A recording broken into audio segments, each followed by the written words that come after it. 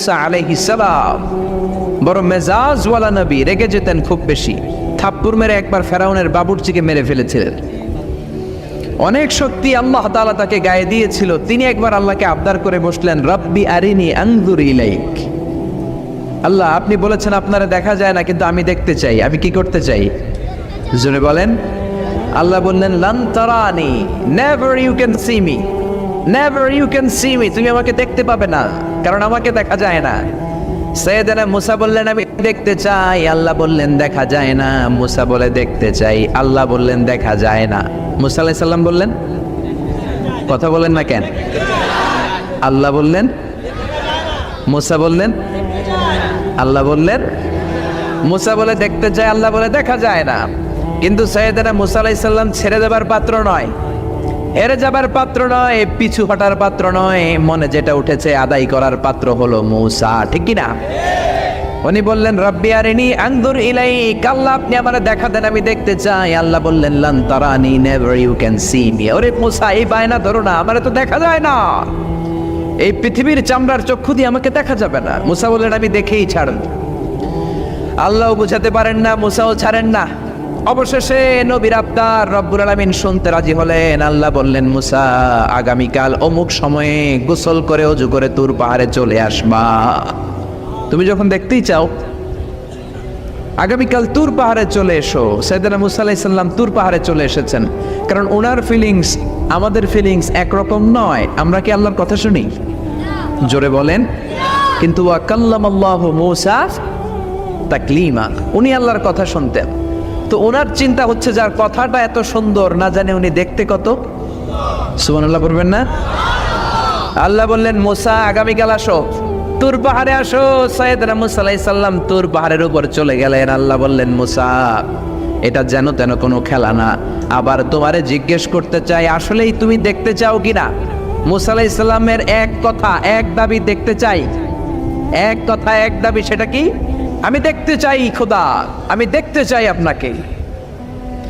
আল্লাহ বললেন, মুসা, এটা সাধারণ খেলা নয়, এটা বিপিএল এর খেলা নয়, এটা আইসিসি নয়, এটা ফিফার খেলা নয়, এটা মুসার সাথে বিশ্ব গভর্নমেন্টের খেলা, ঠিক কিনা? এটা সাধারণ খেলা না। It's a very dangerous game. তুমি যদি স্টার্ট করো, you have to go until the last moment. শেষ পর্যন্ত তোমাকে যেতে হবে, ঠিক কিনা? মুসা আলাইহিস সালাম এক পায়ে খাড়া। সাইয়েদনা মুসা বললেন, আমি রাজি। আল্লাহ বললেন, ওকে, তাহলে খেলা শুরু করে দিলাম। ও মুসা, তুমি দাঁড়িয়ে থাকো, খেলা এখন শুরু হয়ে যাবে। রব্বুল আলামিন মুসা আলাইহিস সালামের চারিদিকে অন্ধকার করে দিলেন। কি করে দিলেন? চারিদিকে 4 ফারসাক এলাকা, 1 ফারসাকে 12 মাইল, 4 ফারসাকে অনেক লম্বা একটা জায়গা, 3 × 36 কিলোমিটার জায়গা আল্লাহ অন্ধকার করে দিলেন। ঘুটঘুটে অন্ধকার, এত অন্ধকার সাইয়েদনা মুসা আলাইহিস সালাম নিজের হাতটাও নিজে দেখে না। এবার মনের মধ্যে একটু ভয় চলে আসছে, কোনো আওয়াজ নাই, অন্ধকার। এবার মনের মধ্যে ভয় এসেছে, কিন্তু আল্লাহকে দেখতে চায়। ওই নেশায় এখন অন্তরের মধ্যে কিছু সাহস আছে না নাই? সাহস নিয়ে দাঁড়িয়ে আছেন। এবার আল্লাহ চারিদিকে আলোকিত করে দিলেন। এবার বললেন, মুসা, আরো কিছু কাজ আছে। তোমার চারদিকে 4 ফারসাক এরিয়ার মধ্যে কোনো প্রাণী থাকতে পারবে না। কোনো মশা থাকবে না, মাছি থাকবে না, ইঁদুর থাকবে না, ব্যাঙ থাকবে না, পাখি থাকবে না। সবগুলো পশু আর প্রাণীকে বললেন, আল্লাহ বললেন, তোমরা বাইরে চলে যাও, বাউন্ডারির বাইরে চলে যাও। বাংলাদেশের সাথে ইন্ডিয়ার খেলা, আপনারা দর্শক মাঠে ঢুকতে পারবেন? বলেন, ঢুকলে খেলা হবে? খেলাটা হবে? আল্লাহ বললেন, সবাই বাইরে চলে যাও। সব বাইরে চলে গেল। এবার আল্লাহ বললেন, মুসা, তোমার 2 কাঁধের মধ্যে 2 ফেরেশতা আছে না নাই? কিরামান, তাদেরকেও বাইরে পাঠানোর দরকার আছে না নাই? আল্লাহ বললেন, তোমরাও 4 দিক থেকে বাউন্ডারি দেয়া এরিয়ার বাইরে তোমরা চলে যাও। এবার রব্বুল আলামিন বললেন, আল্লাহর স্পেশাল সিকিউরিটি ফোর্স ফেরেশতাকে তোমরা 4 দিকে বাউন্ডারি দাও। স্পেশাল সিকিউরিটি ফোর্স ফেরেশতা কাদের সাথে কাঁধ লাগিয়ে, পায়ের সাথে পা লাগিয়ে 4 দিকে একটা বাউন্ডারি দিলেন। চিল্লায়ে বলেন, আল্লাহু আকবার। এবার সাইয়েদনা জিব্রাইলকে আল্লাহ বললেন, ও জিব্রাইল, তুমিও ঢোকার চেষ্টা করো না, তুমিও বাইরে চলে যাও। সুবহানাল্লাহ। সাইয়েদনা জিব্রাইল বলে, আল্লাহ, আমাকে তৈরির পর থেকে, আমাকে রূহ দেওয়ার পর থেকে আজ পর্যন্ত তোমারে আমি দেখি নাই। সিদরাতুল মুনতাহা হলো আমার লাস্ট বর্ডার। ওই বর্ডারে কান লাগিয়ে তুমি যা বলো শুনি। ওই কথাগুলো নবীদের কাছে পৌঁছে দেই, এটাই আমার ডিউটি। আজ পর্যন্ত আমিও তোমারে দেখি নাই, তোমার নূর এখনো দর্শন লাভ করি নাই, আমিও দেখতে চাই। আমার ভাই মুসার সাথে আমাকেও দেখতে দাও। আল্লাহ বলল, no no, this game is between Musa and me. এটা মুসার সাথে আমার খেলা, তোমার তো খেলা নাই, ঠিক কি না? জিব্রাইল তুমিও বাইরে চলে যাও। সাইয়েদনা জিব্রাইলও বাইরে চলে গেলেন। এবার একেবারে গ্রাউন্ড রেডি, স্টেডিয়াম রেডি। এবার খেলা হবে। খেলা কি হবে? জোরে বলেন, কি হবে? মুসা আলাইহিস সালামের বিশ্ব গভর্নমেন্ট, আল্লাহর সাথে খেলা। আল্লাহ বললেন, মুসা তুমি উপরের দিকে তাকাও। সাইয়েদনা মুসা আলাইহিস সালাম উপরের দিকে তাকালেন, দেখলেন প্রথম আকাশ দেখা যায়, তারপরে দ্বিতীয় আকাশ, তৃতীয় আকাশ, সব দেখতে আরম্ভ করলেন। প্রথম আকাশ, এটা বিশাল একটা area, it's a big space, we can't imagine. এটা কত বড় আমরা কল্পনাও করতে পারি না, বিশাল। হাতি, সূরাতুল ফিল আছে না নাই? সবচেয়ে ছোট্ট সাইজের প্রাণী পিঁপড়া। পিঁপড়ার নামে সূরা আছে না নাই? সূরাতু আন-নামাল। এরপর মাকড়সার 8 পা, মাকড়সার নামে আছে না নাই? সূরাতু আল-আনকাবুত। মৌমাছির নামে আছে না নাই? সূরাতু আন-নাহাল। নারীদের নামে আছে না নাই? নারীদেরকে আমরা পছন্দ করি বেশি, ঠিক কিনা? বিশ্বনবী পছন্দ করতেন, নারীদের মর্যাদা বেশি, মায়ের মর্যাদা 3 গুণ বেশি বাবার চেয়ে। এজন্য দেশের ক্ষমতায় আমরা নারীদেরকে বসাই দিচ্ছি। যেহেতু ক্ষমতা কয় গুণ বেশি, 3 ডবল যেহেতু মর্যাদা, তো বাবারে বসাবো কেন, মারই বসাই দিলাম। 2 মাই আছে, ঠিক কিনা? এই স্বাধীনতার পর থেকে 2 মা। আল্লাহ করে মা দিছে কয়টা? জোরে বলেন। এই 2 মা যদি একটু আদর সোহাগ দিয়ে আমাদেরকে রাখতো, তাহলে বাংলাদেশটা সিঙ্গাপুর হয়ে যেত। চিল্লা এখন, ঠিক কিনা? সিঙ্গাপুরে আমি ছিলাম কিছুদিন, আমার প্রোগ্রাম ছিল। এবছর গিয়েছিলাম ব্যাংককে, থাইল্যান্ড। তো ওদের দেশের একটা নিয়ম আছে, সেটা হচ্ছে ম্যারিটোক্রেসি। দেশের সব নিয়োগগুলো মেরিটের ভিত্তিতে হবে, যোগ্যতার ভিত্তিতে। চাচা খালুর টেলিফোনে নয়। কিন্তু আমাদের দেশে মামা খালুর ফোনে চাকরি আছে না নাই? সিঙ্গাপুরে নাই। এই সিঙ্গাপুরটা গোটা বিশ্বে পরিচিত ছিল জেলেপাড়া হিসেবে। জেলেপাড়া মাছ ধরতো, কি ধরতো? যেই এলাকাটা মাছ ধরে খেত, এই এলাকাটা এখন গোটা বিশ্বের উন্নত ডেভেলপড কান্ট্রি, দ্য ফার্স্ট ওয়ার্ল্ডের একটা অন্যতম দেশ। চিল্লায় বলেন, ঠিক কিনা? গোটা বিশ্বের মানুষগুলো ট্যুরিজমের জন্য সেখানে যায়। চমৎকার চমৎকার ট্যুরিস্ট অ্যাট্রাকশন তারা সেখানে করে রেখেছে। ওদের ছোট্ট একটা দেশ, একটা শহর নিয়ে একটা দেশ। আমাদের এতগুলো জেলা, 64টা জেলা, ওদের এতগুলো জেলা নাই, একটা মাত্র জেলা। ওই জেলার নামেই শহর, জেলাটার নাম সিঙ্গাপুর।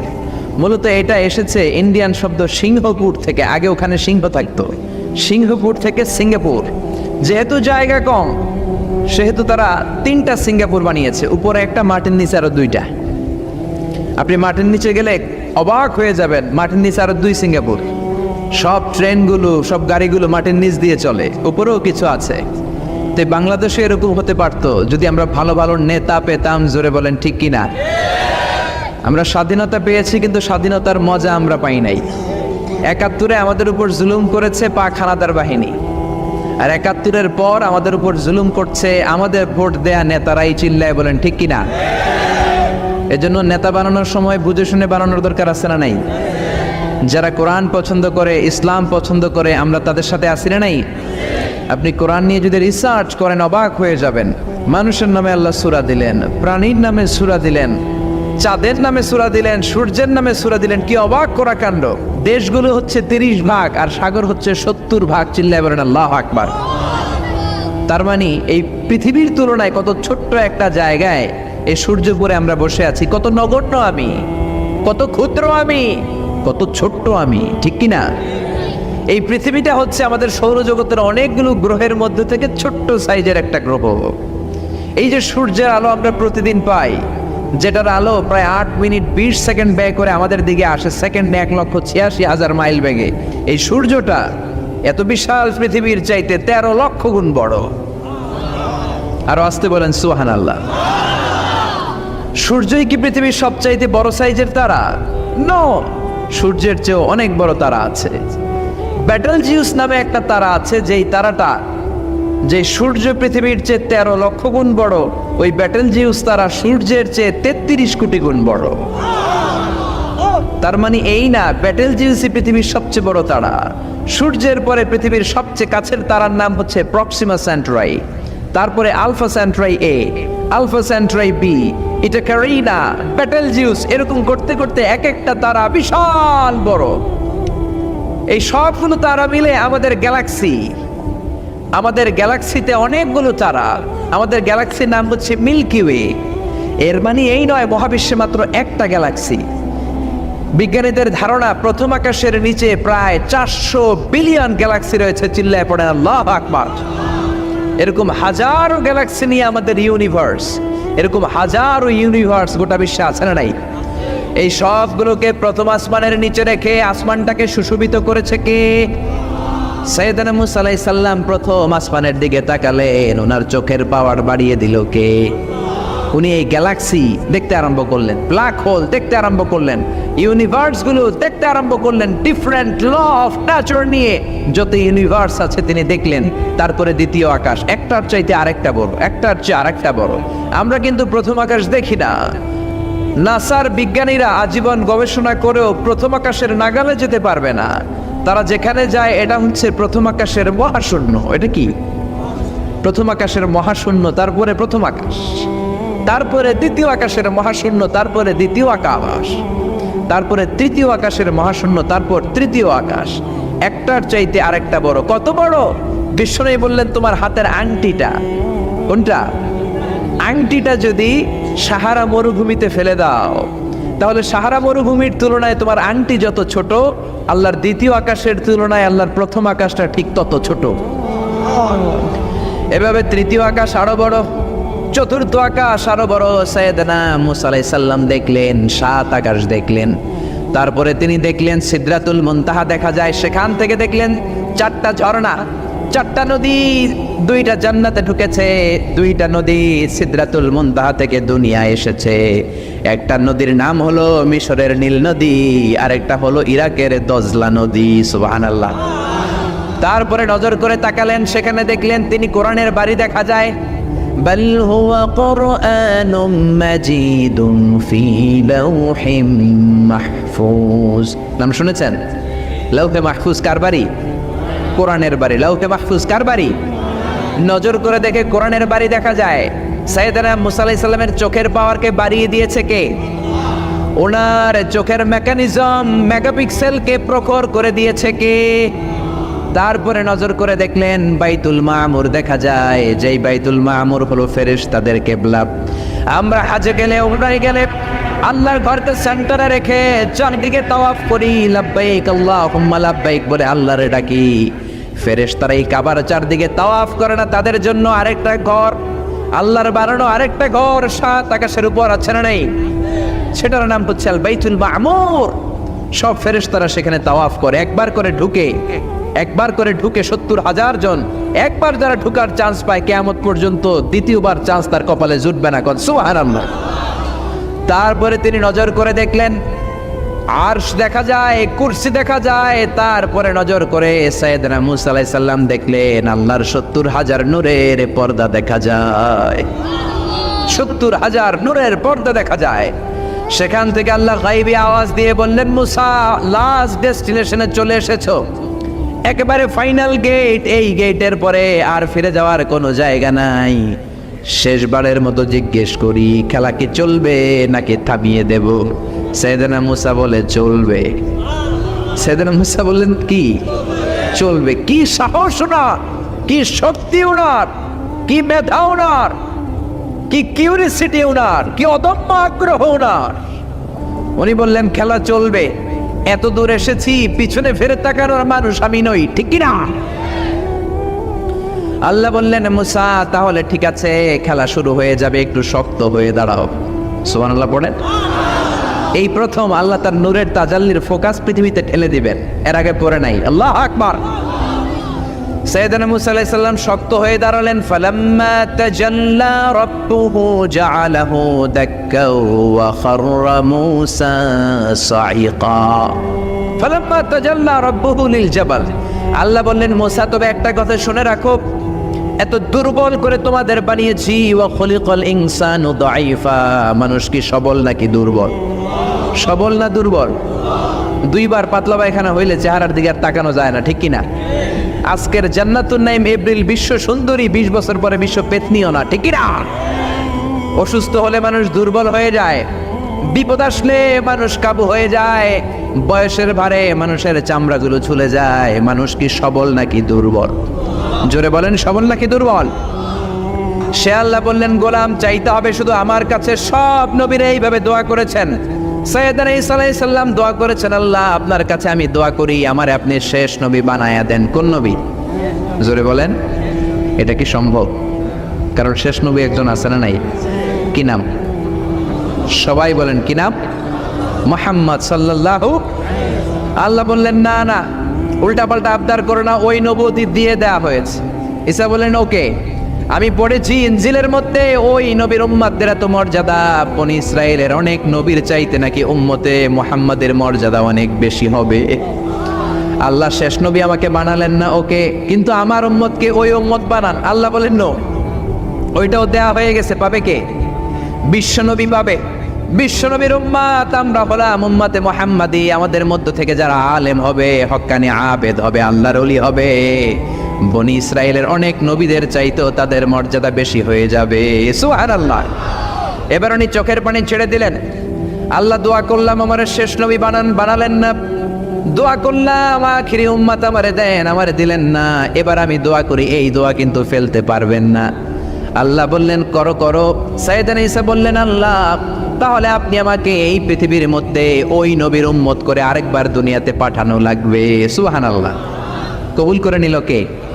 পৃথিবীতে একজন নবী এখনো মরে নাই, কি নাম? ঈসা আলাইহিস সালাম। উনি আসবেন ইমাম মাহাদির 7 বছর যখন হবে, তার গভর্নিং 7 বছর চলে যাওয়ার পরে আসবেন। ঈসা আলাইহিস সালাম যখন আসবেন, এসে দাজ্জালকে, অ্যান্টি ক্রাইস্টকে নিজ হাতে হত্যা করবেন। চিল্লায় বলেন ঠিক কিনা? এটা ছিল ঈসা নবীর দোয়া। এবার বিশ্বনবী কোন দোয়া করেছেন জানার দরকার আছে না নাই? বিশ্বনবী বলেন, লিকুল্লি নবীন দাওয়াতুন মুস্তাজাবা। প্রত্যেক নবীর জন্য একটা করে দাওয়া মুস্তাজাবা আছে। আলেম যারা আছেন তারা বুঝবেন, দাওয়া মুস্তাজাবা মানে এমন দোয়া যেটা কবুল হয়ে যায়। দোয়া করলেই, কথা বলেন, দোয়া করলেই কবুল।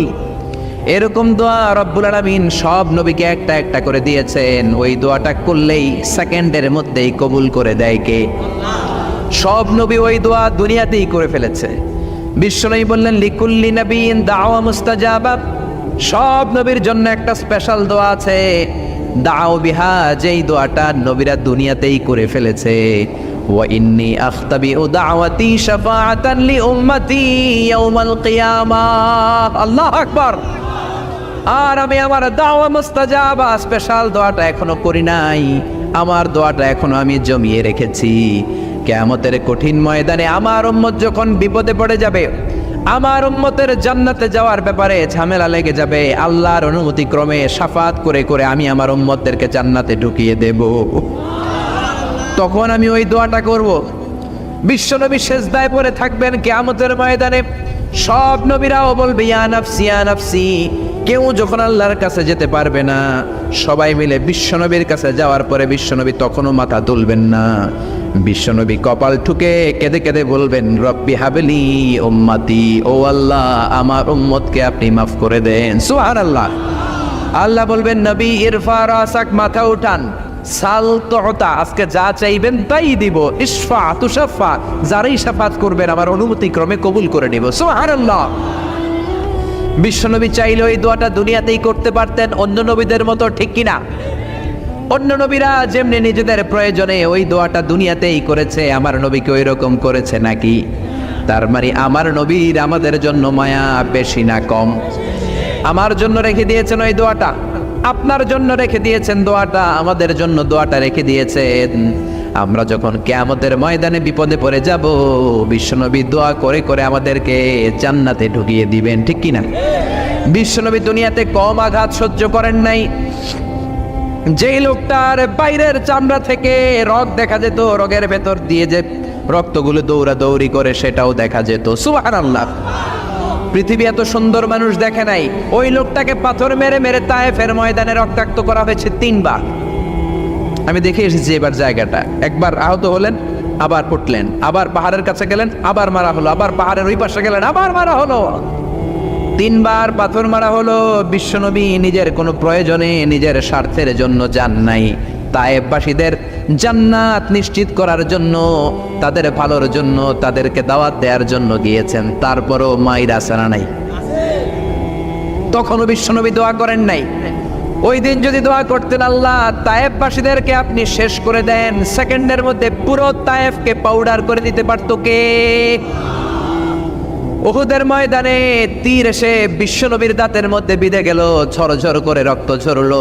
ওই কঠিন দিনও বিশ্বনবী ওই দোয়াটা করেন নাই, ঠিক কিনা?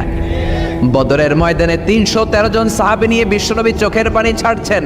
আবু বকর বলেন, ইয়া রাসূলুল্লাহ, ইয়া হাবিবাল্লাহ, মাথা উঠান, আপনি এমন ভাবে দোয়া করেছেন, আমার মন সায় দেয়, আমার মন বলে আজকের দোয়া আল্লাহ ফেরাবে না, ওঠেন। বিশ্বনবী চাইলে ওই দিনও বলতে পারতেন, কুরাইশদেরকে আল্লাহ আপনি নাস্তানাবুদ করেন, করে দিত কে? প্রচন্ড ক্ষুধার সময় বিশ্বনবী যখন মক্কায় কেঁদে কেঁদে হয়রান, তখন ওই দোয়াটা করেন নাই, ঠিক কিনা? 3 বছর আত্মীয় স্বজন সহ শিয়াবে আবু তালেবে জেল খেটেছেন। কয় বছর? জোরে বলেন। প্রথম বছর খেয়েছে ছাগলের গোশত, সবাই ছাগল পালতো, নিজেদের ছাগলের গোশতগুলো খেয়েছে। দ্বিতীয় বছর কোনো ছাগল নেই, ছিল ছাগলের রোদ্রে শুকানো চামড়াগুলো, পানিতে ভিজিয়ে ভিজিয়ে চামড়া খেয়েছে। তৃতীয় বছর ছাগলের চামড়াও নাই, কি নাই? তৃতীয় বছর ছাগলের চামড়াও নেই, ছিল গাছের বাকল, গাছের পাতা। শিয়াবে আবি তালেবে বিশ্বনবী গাছের পাতা খেয়ে, গাছের চামড়া খেয়ে জীবন ধারণ করেছেন। বিশ্বনবীর এলাকার লোকগুলো, মুমিনগুলো কেঁদে কেঁদে হয়রান। তখনও যদি বিশ্বনবী দোয়া করতেন, কবুল করতো কে? মদিনায় দুর্ভিক্ষ, কোনো খাবার নাই, বিশ্বনবীর পেটে কোনো খাবার নাই, কোনো দানা পানা পড়ে নাই। বিশ্বনবীর কলিজার টুকরা নাতি হাসান আর হোসাইনের পেটেও কোনো খাবার নাই। বিশ্বনবীর কলিজার টুকরা ফাতেমার পেটে কোনো খাবার নাই। চাইলে বিশ্বনবী তখন দোয়াটা করতে পারতেন না? বিশ্বনবী মসজিদে নববীতে জোহরের নামাজ পড়ে হাসান হুসাইনকে দেখতে গেলেন, যে দেখে ফাতেমা রান্না করে। আসলে কি রান্না করে? চুলার মধ্যে পাতিল দিয়ে পানি গরম করে আর হাসান হুসাইনকে বুঝ দেয়, ঠিক কিনা? বিশ্বনবীর পায়ের আওয়াজ শুনে ঘুমন্ত হাসান আর হুসাইন জেগে গেল। দৌড়ে এসে নানাজিকে ঝাপটে ধরে ডেকে বলে, নানাজি, গতকাল কেন দেখতে আসলেন না? আজকে দুপুর হয়ে গেল, বিকেল হয়ে যাচ্ছে, এখন বুঝি আপনি দেখতে আসার সময় হলো? বিশ্বনবী বললেন, হাসান হুসাইন, এই তো এইমাত্র জোহরের নামাজ পড়ে আসলাম, তোমাদের খোঁজ খবর নিতে এসেছি। হাসান আর হুসাইন বলল, কি খোঁজ খবর নিবেন? খোঁজ খবর নেওয়ার আগে একটা বিচার করে দেন। বিচার? আপনি তো আহকামুল হাকিমিন, সব চাইতে বড় বিচারকের সব চাইতে বড় নবী, ইনসাফওয়ালা নবী। আপনার কাছে বিচার দিয়ে কেউ কোনোদিন বিচারে ঠকে নাই, ঠিক কিনা? আপনি একটা বিচার করেন। বিশ্বনবী বললেন, কিসের বিচার? হাসান বলে, নানাজি, আপনার মেয়ের নামের বিচার, ফাতেমার নামের বিচার। বিশ্বনবী বললেন, ও হাসান, আমার মেয়ে ফাতেমার আবার কি বিচার? কি অপরাধ আমার ফাতেমার? হাসান হুসাইন চোখের পানি ছেড়ে দিয়ে ডেকে বলে, নানাজি, আপনার মেয়ে আমাদেরকে খাবার দেয় না কেন? খাবার দেয় না কেন? বিচার দিলাম, গতকাল সারাদিন বলেছে রাত্রিবেলা খাবার দিবে, রাতে খাবার দেয় নাই।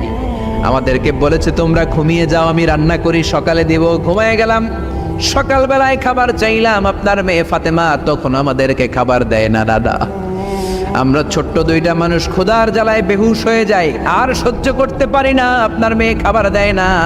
দুপুর হয়ে গেল, 2 জনে কান্নাকাটি করে আপনার মেয়ে এখন পর্যন্ত আমাদেরকে খাবার দেয় নাই। আমরা 2 জন তো আর সহ্য করতে পারি না, কেন আপনার মেয়ে আমাদের সাথে এমন করে? আপনার কাছে বিচার দিলাম, আপনি বিচার করেন। বিশ্বনবী আর কি বিচার করবেন? ধা ধা করে বিশ্বনবী চোখের পানিগুলো ছাড়েন।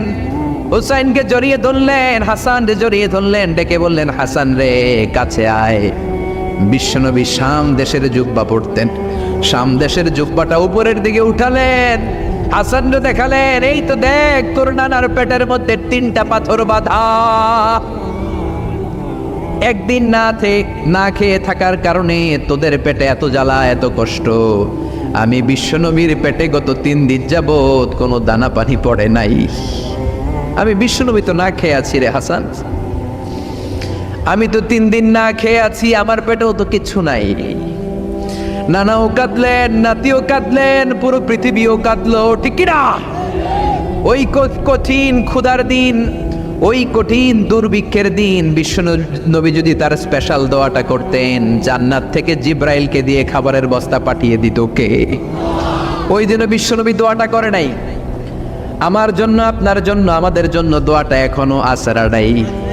হাজার ব্যথা বেদনার পরে ফিরে আসনি তুমি আপন ঘরে, দিনের আলো তুমি ছড়িয়ে দিতে চলে গেলে মদিনায় মক্কা ছেড়ে।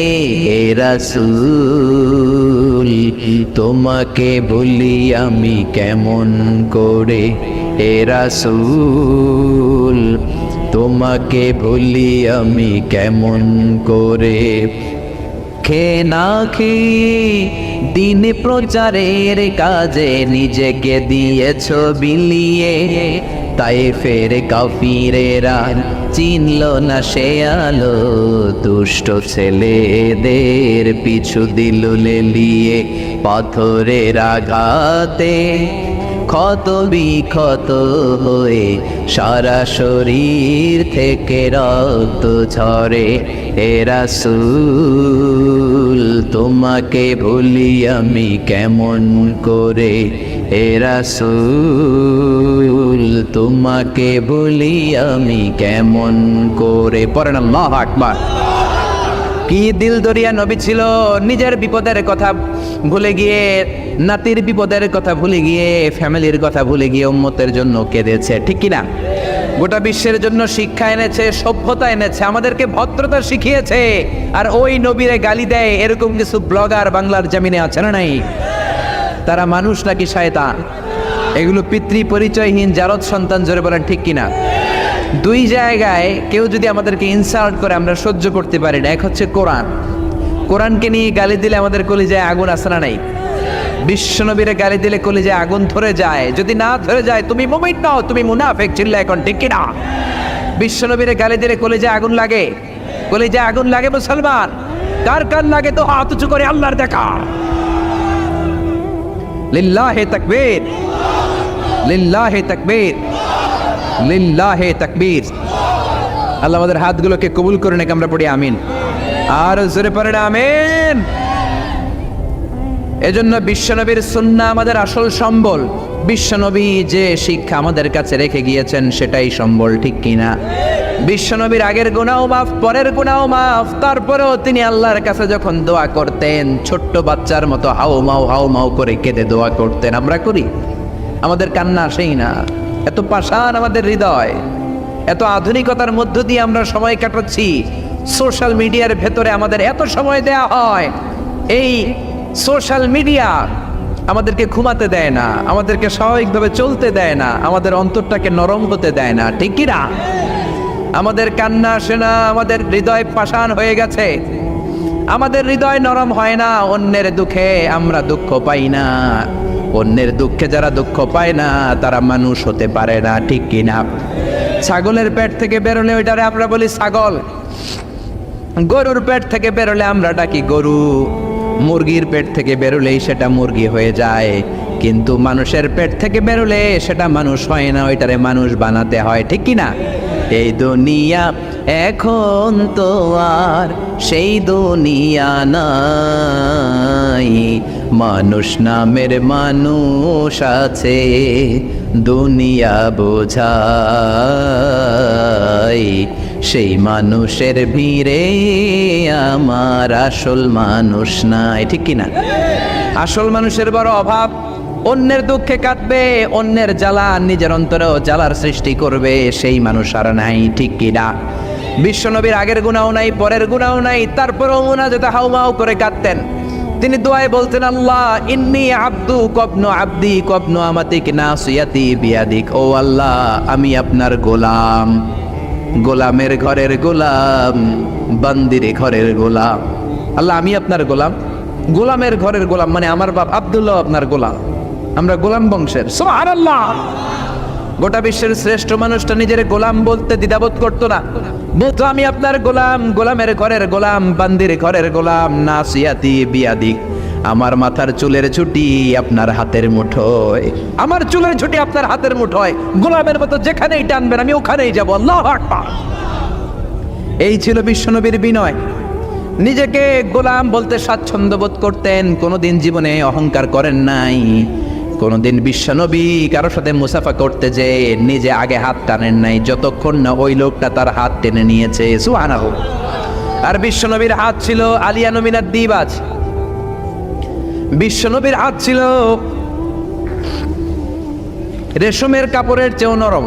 সিল্ক চিনেন? সিল্কের কাপড়ের চেয়ে বিশ্বনবীর হাত ছিল নরম। এই নরম হাত মুসাফার মধ্যে যে একবার পাইতো কেউ ছাড়তে চাইতো না, ধরেই রাখতে। আর বিশ্বনবী নরম হৃদয়ের নবী, কেউ যদি না ছাড়ে বিশ্বনবীও ছাড়তেন না। সুবহানাল্লাহ। ওই নবী মোনাজাতে কাঁদতেন।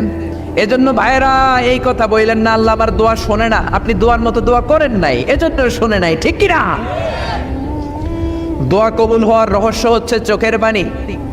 বিশ্বনবী বললেন দুইটা চোখের পানি আল্লাহর কাছে সব চাইতে সেরা। এক হলো জিহাদের ময়দানে রক্তের ফোঁটা, দ্বিতীয় হলো আল্লাহর ভয়ে মোনাজাতের মধ্যে চোখ থেকে বেয়ে বেয়ে পড়া পানির ফোঁটা। আবার বিশ্বনবী বললেন অনুশোচনার চোখের পানি চোখ দিয়ে নাকের ডগা বেয়ে বেয়ে জমিনে পড়ার আগে ওই দোয়াটা কবুল করে নেয় কে? এজন্য চাওয়ার সময় নিজের ছোট করেন, বলবেন আল্লাহ আমি আপনার গোলাম, গোলামের ঘরের গোলাম, বান্দির ঘরের গোলাম, আমার চাইতে ক্ষুদ্র ছোট কেউ নাই, এমন কোনো গুনাহ নাই আমি করি নাই, তুমি ছাড়া আমারে পার করার কেউ নাই, ঠিক কি না? এরকম দোয়ার মধ্যে নিজেরে ছোট করে দেন, আপনার দোয়া কবুল করবে কে? এজন্য সব সময় চাইবে একজনের কাছে, তিনি কে? একদল আছে বা এক শ্রেণীর লোক আছে, রোগে যখন পড়ে তখন আল্লাহরে ডাকে, রোগ ভালো হয়ে যায় আল্লাহরে ভুলে যায়, আছে না নাই? নির্বাচনের আগে আল্লাহরে ডাকে, নির্বাচন শেষ আল্লাহরে ভুলে যায়, আছে না নাই? সমস্যায় পড়েছে আল্লাহরে ডাকে, সমস্যা নাই আল্লাহরে ভুলে যায়, আছে না নাই? এমন করা যাবে না, সব সময় ডাকবেন। তবে রব্বুল আলামিন বলেন স্পেশাল কিছু সময় আছে, ওই সময় দোয়া করলে দোয়া কবুল করে নেয় কে? তাহাজ্জুদের সময়। এই স্পেশাল দু একটা সময়ের কথা বলে আমরা দোয়া করব। দোয়া না নিয়ে আজকে কে কে চলে যাবেন হাত তুলে দেখান তো। থাকবেন সবাই? দোয়া করে যাবেন? অল্প 2-1 মিনিট কথা বলে আমি এখন দোয়ার দিকে যাব। ওয়াদা করেছেন বসে থাকবেন। ওয়াদার খেলাফ করা কি মুমিনের আলামত না মুনাফিকের? আমরা একসাথে দোয়া করে আজকে এখান থেকে বিদায় নিব। পড়েন ইনশাআল্লাহ। তাহাজ্জুদের সময় দোয়া করবেন। ওয়া মিনাল লাইলি ফাতাহাজ্জাদ বিহি নাফিলাতান লাকা আসা আইয়াবআসাকা রাব্বুকা মাকামাম মাহমুদা। তাহাজ্জুদের নামাজ পড়লে আপনার মর্যাদা বাড়ায় দিবে কে? এখন হুজুর আমরা তো ফজরই পড়ি না, তাহাজ্জুদ কখন পড়বো? তাহাজ্জুদ তো তাদের যারা ফজর পড়ে, ঠিক কি না? ফজরই তো পড়ে না, তাহাজ্জুদ কখন? ফজরের সময় মসজিদের বেহাল দশা। ফজরের সময় যত মসজিদে নামাজ পড়লাম খালি মুরব্বী চাচাদেরকে পাওয়া যায়, ইয়াং ছেলেরা নাই।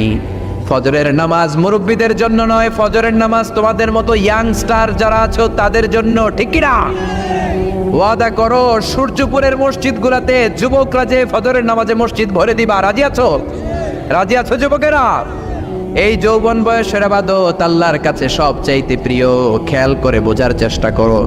যুবক বয়সে যদি গভর্নমেন্ট সার্ভিস করো, বার্ধক্যে উপনীত হলে পেনশন আছে না নাই? অনুরূপ ভাবে যুবক বয়সে যদি ইবাদত করো, বার্ধক্য অবস্থায় ইবাদত করতে না পারলেও পেনশনের হিসাবে তোমার আমলনামায় সওয়াব দিয়ে দিবে কে? এজন্য যুবক বয়সের ইবাদত আল্লাহর কাছে প্রিয়। মসজিদ তখন ধরে যখন আর কাজ করার সুযোগ নাই। মসজিদে তখন যায় যখন কেউ চাকরিতে নেয় না। মসজিদে তখন যায় যখন ঘরের কেউ তার সাথে কথা বলতে চায় না, মানে বয়স হয়ে গেছে 70। তখন দাড়ি রাখে যখন শেভ করতে গেলে হয় গাল কাটবে নয় ব্লেড ভাঙবে, ঠিক না? এজন্য যুবক বয়সে মসজিদে যাও। এখন তোমাদের রক্ত গরম, যা চাও তোমরা তাই করতে পারো। যেই মুরব্বী বাবাদের দাড়িগুলো পাকা হয়ে গিয়েছে তারাও তোমাদের মতো ওই বয়সটা পার করে এসেছে, ঠিক কিনা? দুদিনের দুনিয়া, অল্প কয়েকটা বছরের ব্যবধানেই তোমার চুল পাকতে শুরু করবে। তোমার এই রক্ত গরম শরীরটাও ঠান্ডা হয়ে যাবে। তোমার আশেপাশে আর কেউ ঘুরবে না, কেউ তোমারে ডাকবে না, কেউ তোমারে গুনবে না। চিল্লায় বলেন ঠিক কিনা? এজন্য কিয়ামতের দিন বিশ্বনবী বলেন বনি আদম 5টা প্রশ্নের উত্তর না দিয়ে কেউ পা নাড়াতে পারবে না। এর মধ্যে একটা প্রশ্ন হলো, যৌবন বয়সটা তুমি কেমন কাজে লাগিয়েছো? যৌবন বয়সে কি ইসলামের পক্ষে স্লোগান দিয়েছো নাকি রাম আর বামপন্থীদের দলে গিয়েছো? ঠিক কি না?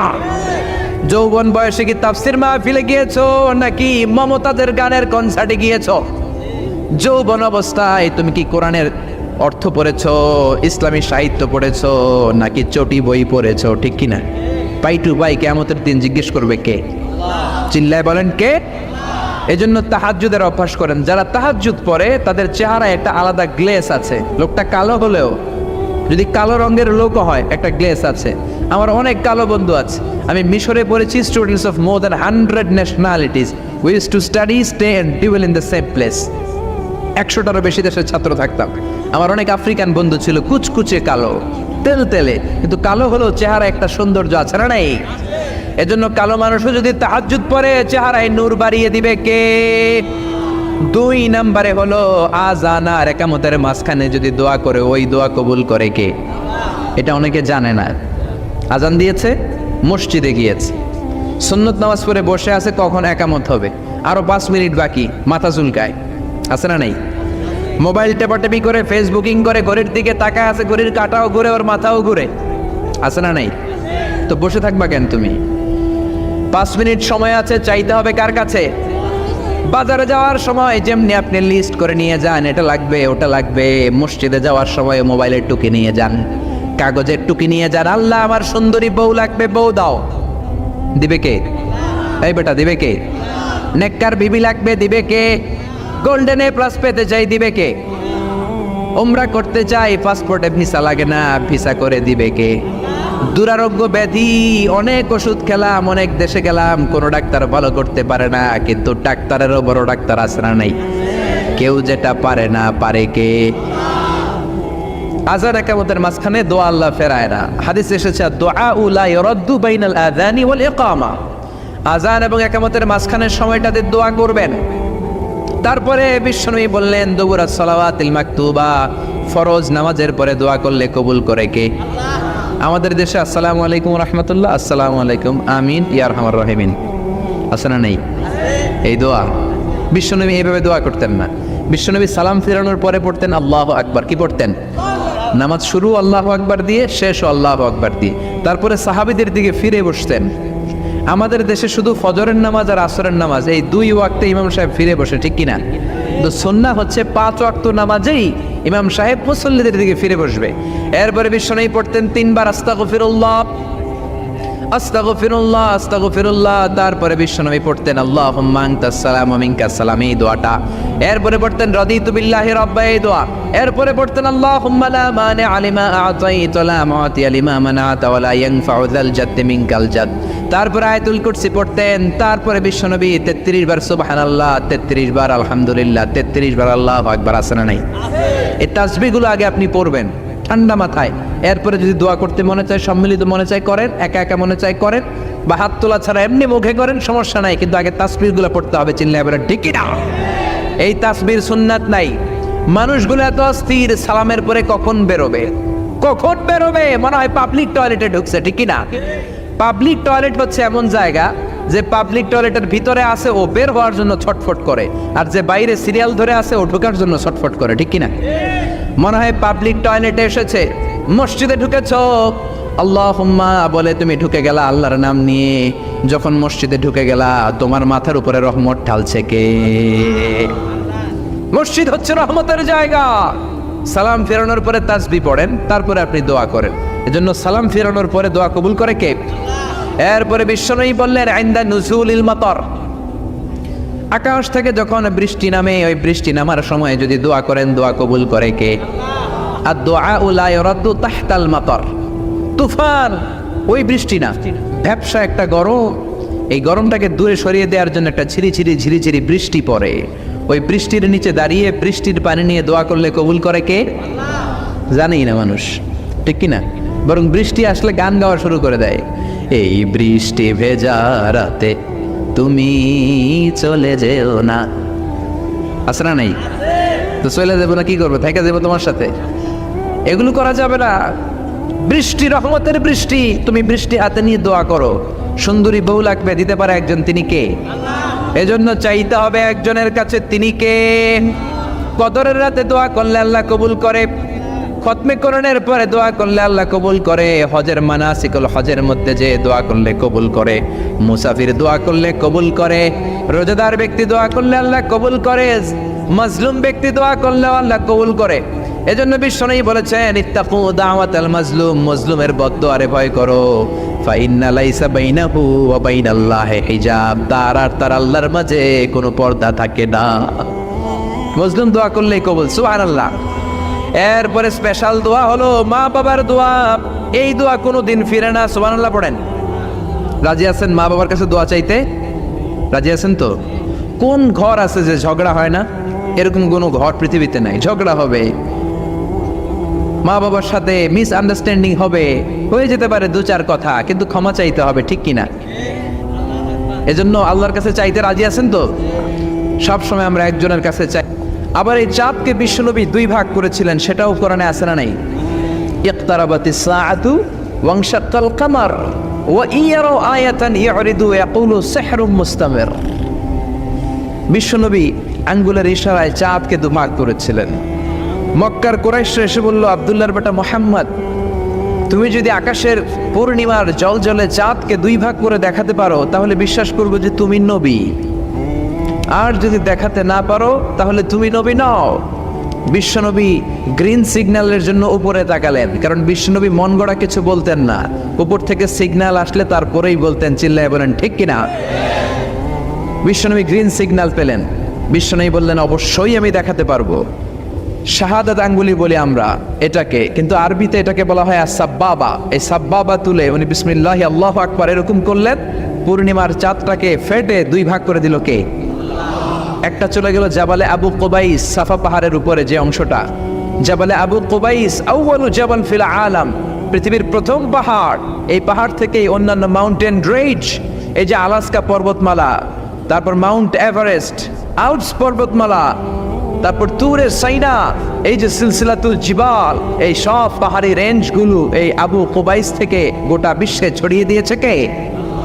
চাঁদের এক খণ্ড চলে গেল আবু কুবাইসে, আরেক খণ্ড চলে গেল জাবাল কায়কানের ভেতরে। মক্কার লোকেরা দেখে তো অবাক, কি আজীব তামাশা, চাঁদকে দুই ভাগ করে ফেললো, আবার এই চাঁদকে মিলিয়ে দিল। বিশ্বনবীর এই চমৎকার মুআজিজা দেখে হাজার হাজার মক্কার লোকেরা কালিমা পড়ে মুসলমান হয়ে গেল। এই চাঁদের মধ্যে প্রথমে নেমেছিল নীল আর্মস্ট্রং। কি নাম? মহাকাশে যাওয়ার আগে তার আগে কুকুর পাঠিয়েছিল একটা, নাম হচ্ছে কি? লাইকা। লাইকা নামে একটা কুকুর পাঠিয়েছে, যে মরলে আগে কুত্তায় মরুক, আমরা বেঁচে থাকি, ঠিক কিনা? নাসার বিজ্ঞানীরা আগে কুকুর পাঠিয়েছে, পাঠানোর পরে দেখেন আসে বেঁচে থাকে না। কারণ আপনি মাধ্যাকর্ষণ শক্তির বাইরে গেলে ওখানে কোনো বাতাস নাই, ওখানে কোনো আওয়াজ নাই, ওখানে কোনো অক্সিজেন নাই, বাঁচার পরিবেশও নাই। চিল্লায় বলেন ঠিক কিনা? তারপর গেল ভ্যালেন্টিনা তেরেস্কোভা, প্রথম নভোচারী। এদের সাহসের এই ধারাবাহিকতায় 1969-এ অ্যাপোলো 11 নামে একটা স্পেস শাটল দিয়ে নাসার সেই স্টেশন থেকে নীল আর্মস্ট্রং, এডউইন অলড্রিন আর মাইকেল কলিন্স তিন বন্ধু মিলে একটা স্পেস শাটল দিয়ে চলে গেল চাঁদে। চাঁদে তারা নামলো, দীর্ঘ সফর, প্রচন্ড ক্ষুধা, খাওয়ার কিছু নাই, পকেটে ছিল চকলেট, চকলেট তারা খেলো। ইউনাইটেড স্টেটস অফ আমেরিকার পতাকা তারা সেখানে গেড়ে দিল। নীল আর্মস্ট্রং খেয়াল করে দেখে চাঁদের এই মাথা থেকে ওই মাথার মাঝখানটাতে ফাটা। ফাটিয়েছে কে? চিল্লায় বলেন কে? সে পরবর্তীতে পৃথিবীতে এসে বিশ্বনবীর বায়োগ্রাফি পড়ে জানতে পেরেছে এটা বিশ্বনবী আঙ্গুলের ইশারায় ফাটিয়েছিলেন। পড়েন আল্লাহু আকবার। আবার চাঁদের মধ্যে সে একটা মিউজিক শুনতে পেল। কি শুনতে পেল? চমৎকার একটা মিউজিক, কিন্তু পৃথিবীতে এসে কোথাও এই মিউজিক সে পায় না, কোথাও এই মিউজিকের ক্যাসেট অ্যালবাম খুঁজে পায় না। পরে আমেরিকার একটা প্রেয়ার হলের পাশ দিয়ে সে হেঁটে যাচ্ছে, হঠাৎ দেখে ওই মসজিদের ভেতর থেকে ওই মিউজিকটা বাজে যেটা সে চাঁদে শুনেছে। মসজিদে ঢুকে দেখে একজন লোক কানের মধ্যে দুই হাত দিয়ে এই মিউজিকটা বাজায়। আসলে এটা কি মিউজিক না আজান? চিল্লায় বলেন মিউজিক না আজান? সে ভিতরে ঢুকে মুয়াজ্জিনরে বলে, তুমি এত বড় সিঙ্গার, এত বড় মিউজিশিয়ান, তোমার গান, তোমার মিউজিক চাঁদেও বাজে, কি এটা? সে বলল, এটা গান নয়, এটা মিউজিক নয়, এটা হচ্ছে আজান। চিল্লায় বলেন ঠিক কিনা? সে আজানের ধ্বনি আজও আছে না নাই? কিন্তু এক দলের আজানের ধ্বনি ভালো লাগে না, এরকমও আছে না নাই? কোরআন ভাল লাগে না, আছে না নাই? ইসলাম ভাল লাগে না, আছে না নাই? বিশ্বনবীকে গালি দেয়, এরকম আছে না নাই? বিশ্বনবী গোটা বিশ্বকে শিখিয়েছে সভ্যতা, সংস্কৃতি, সিভিলাইজেশন। এই মহান মানুষটিকে যারা গালি দেয় এরা মানুষ নয়, এরা পশু, এরা পিতৃ পরিচয়হীন জারদ সন্তান। চিল্লায় বলে ঠিক কিনা? আপনি ব্রিটিশ মিউজিয়ামে যদি ঢুকেন দেখবেন সাদা পাথরের ফলকে লেখা as a father, as a teacher, as a law giver, as a law maker, as a reformer of the society, Mohammad is the superman of the world. চিল্লায় বলেন আল্লাহু আকবার। স্বামী হিসেবে, পিতা হিসেবে, নেতা হিসেবে, সমাজ সংস্কারক হিসেবে মোহাম্মদ হচ্ছে এই পৃথিবীর একজন সুপারম্যান। এজন্য বিশ্বনবীকে যারা গালি দেয় এরা মানুষের কাতারে পড়তে পারে না। চিল্লায় বলেন ঠিক কিনা? আল্লাহ এদেরকে হেদায়েত দান করুক, আমরা পড়ি আমিন। আর জোরে পড়েন আমিন। আমি সূরাতুল বাকারার 186 নম্বর আয়াত তেলাওয়াত করেছি। আল্লাহ সেখানে বলছেন ওয়া ইযা সাআলাকা ইবাদি আন্নী ফাইন্নী কারীব। ও নবী, আমার বান্দারা যখন আমার ব্যাপারে জিজ্ঞেস করে যে আমি কোথায়, আপনি বলে দেন ফাইন্নী কারীব, নিশ্চয়ই আমি কাছে। আল্লাহ কি কাছে না দূরে? আল্লাহ যদি তৌফিক এনায়েত করেন শেষ পর্যন্ত এই আয়াতের আলোকে আপনাদের সাথে কি করে আল্লাহকে ডাকতে হয়, কেমন করে প্রার্থনা করতে হয়, কেমন করে মুনাজাত করতে হয়, সে বিষয়ে কিছু কথা শেয়ার করব ইনশাআল্লাহ। সবাই পড়েন ইনশাআল্লাহ। ওয়া ইযা সাআলাকা ইবাদি, যখন